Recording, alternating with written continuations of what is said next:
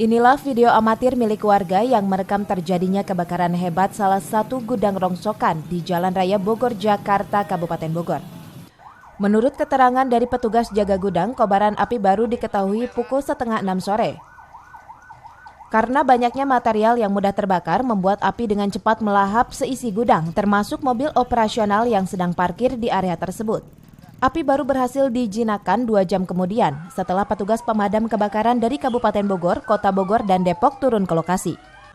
Teman-teman, ya. Pertama api bersumber dari mana tuh, Pak? Ya, saya juga nggak tahu.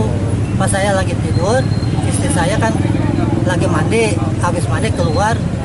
Nah, bangunnya saya kebakaran. Pas saya keluar, taunya api udah setengah gudang. Itu dari arah sono. Di sini gudang apa, Pak?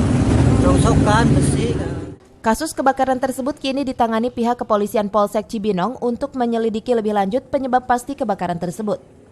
Dari Cibinong, Kabupaten Bogor, Edi Junaidi melaporkan.